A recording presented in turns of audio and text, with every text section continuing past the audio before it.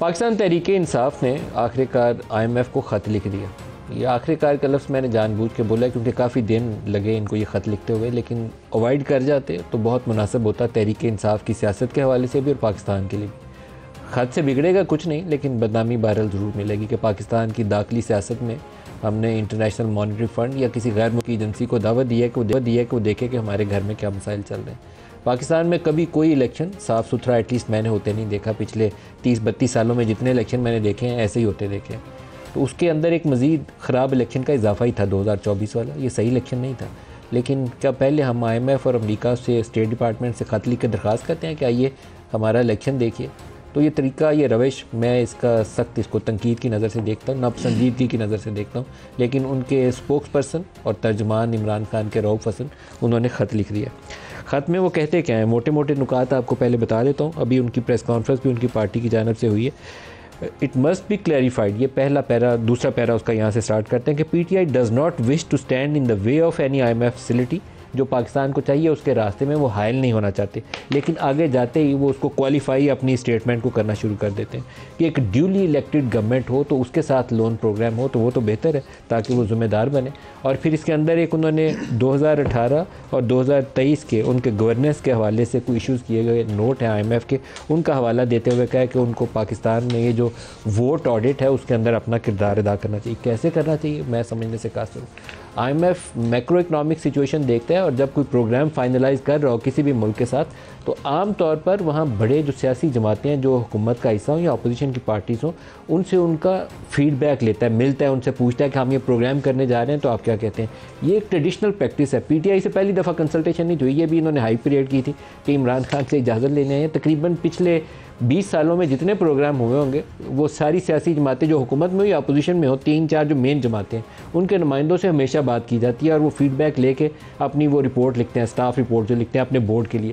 اور board of directors میں جن کی شیئر ہولڈنگ ہے بورڈ آف ڈائریکٹرز میں ووٹ بیٹھتے ہیں اور لارجسٹ شیئر ہولڈنگ یہ پی ٹی آئی کو بھی پتہ ہے, اور اگر جس کو نہیں پتہ میرے خیال میں پاکستانی ہماری قوم کو دیکھنے والوں کو پتہ لگ جانا چاہیے کہ 17% I think if I am not wrong 17% share holding صرف امریکہ کی ہے. لارجسٹ شیئر ہولڈر امریکہ ہے. تو بورڈ لیول کے اوپر جب کہا جاتا ہے کہ پاکستان کی آرم ٹوئسٹنگ ہو رہی ہے تو وہ سٹاف والے آرم ٹوئسٹنگ نہیں کر رہے ہوتے, بورڈ لیول پہ پولیٹیکل ڈیسیژنز ہوتے ہیں. اگر پاکستان کا بازو مروڑنا ہو تو پھر وہ امریکہ اور بڑے جو شیئر ہولڈرز ممالک ہیں وہ استعمال ہوتے ہیں. کیا یہاں پر منشا یہ ہے کہ امریکہ کردار ادا کرے پاکستان کی داخلی سیاست میں جس نے بقول عمران خان کی ان کی حکومت کرائی تھی؟ میں یہ طریقہ کار کو دوبارہ کہہ رہا ہوں کہ یہ درست طریقہ کار نہیں ہے. آپ کو ووٹ آڈٹ کا حق حاصل ہے, 100% سپورٹ کرتا ہوں کہ 45 اور 47 کا تنازع گندا تنازع ہے اور ہماری عدالتوں کو اس میں تحقیقات کرنی چاہیے, ٹریبیونلز کو ہائی کورٹس میں رول ادا کرنا چاہیے, ایمانداری سے, ایمان بیچ کے نہیں, نوکری بچا کے نہیں, ایمانداری سے کردار ادا کرنا چاہیے. لیکن آئی ایم ایف کو پروانہ لکھ کے دعوت دینا ناپسندیدہ عمل ہے.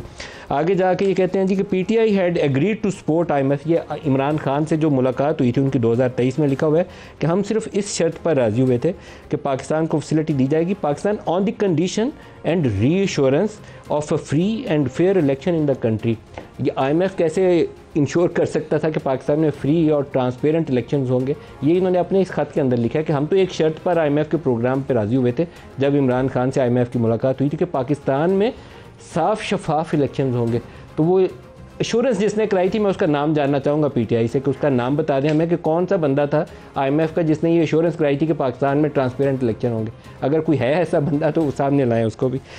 آگے جا کے یہ کہتے ہیں جی کہ پوری بیک گراؤنڈ دینے کے بعد انہوں نے کہا ہے کہ سبجیکٹڈ ٹو وائڈ اسپریڈ, یہ جو الیکشن ہوا ہے پاکستان میں it was subjected to widespread intervention and fraud in the counting of votes and compilation of results. یہ بات ان کی ٹھیک ہے کہ وہ جو 45 اور 47 کا ڈسپیوٹ ہے وہاں پہ فراڈ ہے یا کاؤنٹنگ میں کوئی غلط کام کیا گیا جس میں 45 میں نتیجہ اور تھا 47 میں نتیجہ اور آیا, لیکن دوبارہ آئی ایم ایف کی ڈومین نہیں ہے, ہماری عدالتوں کی ڈومین ہے, وہاں آپ کو جانا چاہیے.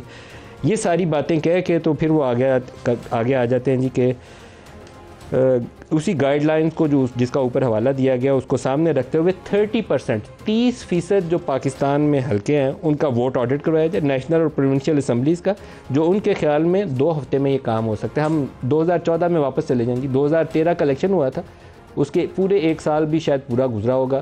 تو اگست 2014 میں پی ٹی آئی دھرنا لے کر ڈی چوک میں پہنچ گئی تھی. مطالبہ کیا تھا؟ حلقے کھولے جائیں, 4 حلقے کھولے جائیں. وہ 4 حلقے کھلے، بعد میں جو کچھ ہوا سپریم کورٹ کا وہ جو کمیشن بنا تھا اس کی تفصیل بھی ہمارے سامنے ہے. ابھی وہ دوبارہ مطالبہ وہیں سے دوبارہ اگست 2014 میں ہم پہنچ گئے ہیں. 30% قومی اسمبلی اور صوبائی اسمبلی کے حلقے جو ہیں کھولے جائیں. اور اس کام کے لیے ہم وہ کہتے ہیں کہ IMF سے یہ نہیں کہہ رہے کہ وہ انویسٹیگیٹنگ ایجنسی بن جائے، بلکہ پاکستان میں فیفن اور پتن یہ دونوں ادارے جو اس پہ کام کر چکے ہیں ان کی جو رپورٹ ہے اس کی روشنی کے اندر یہ کام کیا جائے. لیٹس سی اس کے اوپر سیاست کیا رخ اختیار کرتی ہے. میرا نہیں خیال ہے کہ IMF has any domain what's ever کہ وہ پاکستان میں آ کے ووٹنگ پروسیس کے اندر کوئی تحقیقات کرے گا.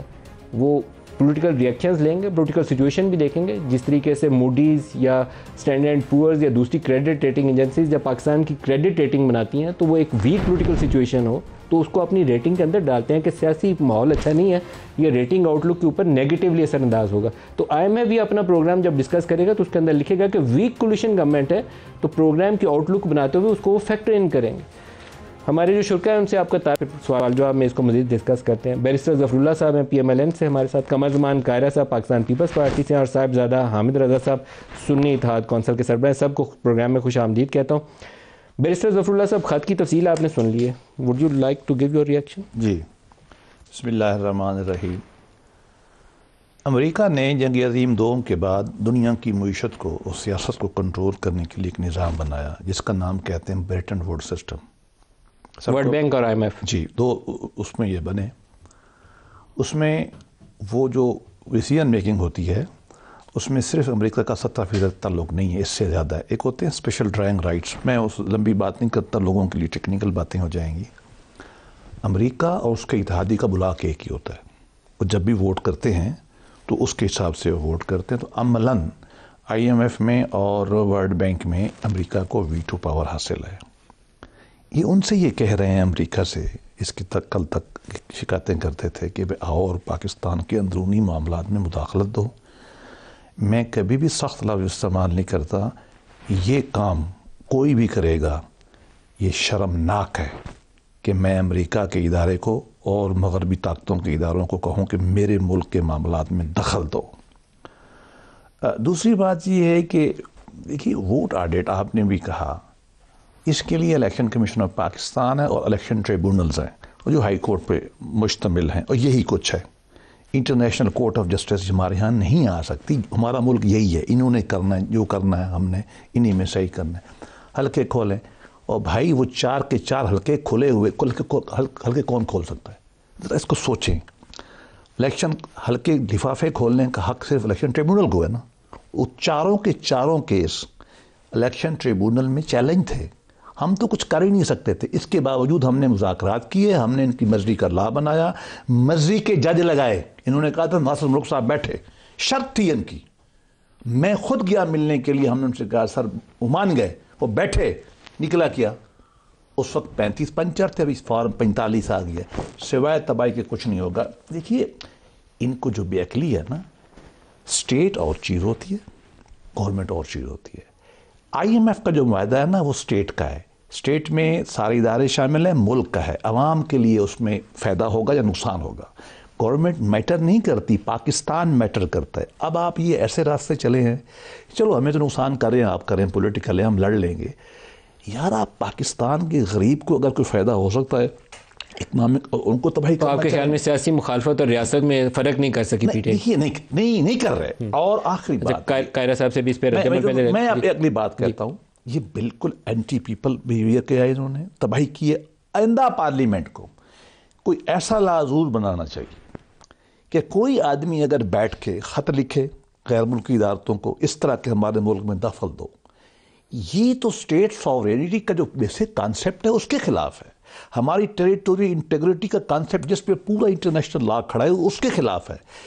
مجھے سمجھ نہیں آتی کہ ہم اتنے اپنے ذاتی مفادات میں اندھے ہو جاتے ہیں کہ مملکت پاکستان کے اوپر ہم حملہ کرنے کے لیے غیر ملکی. تو آپ چاہتے ہیں اس کے اوپر پارلیمان قانون پاس؟ میں ذاتی طور پہ یہ کہتا ہوں کہ انتہائی پاکستان کے آئین کی آرٹیکل 40-41 میں کہیں لکھا ہوا ہے کہ ہمارے گراؤنڈ نام کے اندر فنڈامنٹل رائٹس کے اندر شامل ہے کہ ہم بین الاقوامی تعلقات برادری ٹھیک رکھیں گے.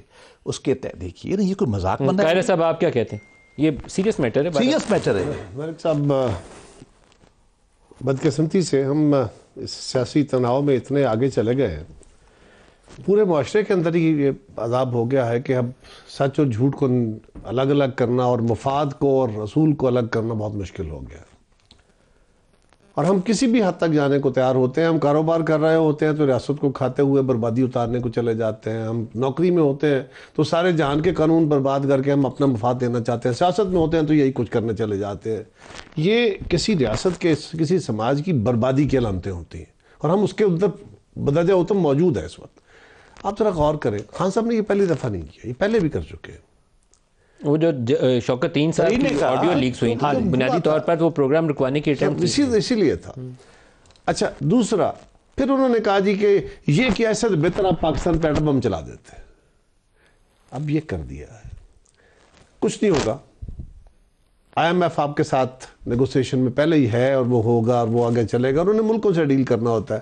اور آپ کا تو علم ہے کہ جب ملک کے اندر مارشل لا تھے تب بھی ڈیل ہوتی رہی, تب بھی یہ نیگوسیشنز ہوتی رہی, پروگرام چلتے رہے. کوئی یہ صرف ڈیموکریسی سے لنک نہیں ہوتے. میں اس ملک کے اندر ہونے والی الیکشن دھاندلیوں میں سب سے زیادہ متاثر ہوں. پیپلز پارٹی سب سے زیادہ متاثر ہے. لیکن ہم نے ہر دور میں یہ بات ضرور کی, پروٹیکشن اپنے پروٹیکشن کے لیے کوششیں کی ہے, احتجاج کی ہے, اسمبلیوں میں جا کے کیے اور کہا کہ بھائی یہ ہمارے اعتراض ہے. اب ذرا غور کیجئے کر کیا رہے. کہتے ہیں ہمارے 88 سیٹوں پر ڈاکہ پڑا. درخواستیں چیلنج کتنے حلقوں کو کیا ہے؟ 12 یا 14.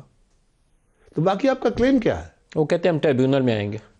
ٹریبیونل میں کہاں, ابھی تک آ جاتے ہیں نا, ابھی تک ہنوز انتظار ہے. میں وہی گزارش کر رہا ہوں. اب آپ درخواستیں ڈالنی ہو تو بیرسٹر صاحب زیادہ بہتر بتا سکتے ہیں. یہ اپنے کسی جونیئر کو کہیں وہ 10 درخواستیں لکھ کے صبح جا کے بھیج دے گا. آپ ڈالیں گے چونکہ یہ مسئلہ اٹھ گیا. لیکن آپ دیکھیں نا, آج تک کلیم ہے میرے گھر میں ڈاکہ پڑا ہے, میرا 80 لاکھ روپے چوری ہو, اگر میں جا کے درخواست دے رہا ہوں کہ باقی میں بعد میں دیکھوں گا, میرا ابھی تو 12 لاکھ چوری ہوا ہے. تو یہ تو نہیں ہوتا. اب آپ نے اس کا ایک اور پہلو, خدا نہ خواستہ ان کی بات مانی جاتی ہے. پہلی بات تو یہ ہے کہ اس کا ایک پریشر بلڈ ہوگا. پہلے ہی ہمیں دباؤ میں رکھ کے عالمی ادارے کرتے ہیں, IMF والے, باقی ادارے, بہت ساری چیزوں کے اوپر ہمیں دباؤ میں رکھا جاتا ہے. یہ ایک اور دباؤ ہوگا, ایکسپلائٹیشن تو ہوگی نا, مطلب نیچرلی ہوگی. اس کا نقصان ہوگا, اس کا نقصان ہوگا, سب ڈیفینیٹلی ہوگا. لیکن ذرا غور کیجئے, اگر یہ پروگرام رک جاتا ہے حکومت کو کیا ہوگا؟ حکومت گر جائے گی. کل آج ہماری حکومت ہے تو کیا ہو گیا ہے؟ ہم کو زمین کے نیچے اتر گئے. کل ہماری حکومت نہیں تھی تو ہم کیا تھے؟ خان صاحب کی حکومت تھی تو کیا قیامت آ گئی تھی ملک میں. ہمارا ایشو یہ ہے کہ اگر آج یہ پیسہ پاکستان کو نہیں ملتا, اگلے سال کے اندر آپ ہم دونوں سے بہتر جانتے ہیں کہ 25 سے 30 ارب ڈالر سالانہ ریکوائرمنٹ ہے اگلے 3 سالوں کی. You require it. اور اگر آپ کو یہ نہیں ملتا 6 یا 7 ارب ڈالر تو آپ کو اور ایک پائی نہیں ملے گی. اصل میں یہ تو سرٹیفکیٹ ہے جس کی بنیاد کے اوپر آپ باقی لیتے ہیں. میں نے اس لیے کہا نا کہ یہ رقم میٹر نہیں کرتی, اس کا سرٹیفکیٹ چاہیے آپ کو. میں نے نہیں بتانا, آپ مجھ سے بہت بہتر جانتے ہیں, یہ آپ کا فیلڈ ہے. آج ہی چائنا نے 2 ارب ڈالر رول اوور کیا ہے, which is part of the overall package. جو 25 ارب پورا کیسے ہونا ہے؟ سر سوال یہ ہے کہ اگر یہ ڈیفالٹ ہو جاتا ہے, پاکستان کو یہ پیسہ نہیں ملتا, اس کے کیا معنی ہوں گے؟ کیا ہماری اکانومی بہتر ہو جائے گی؟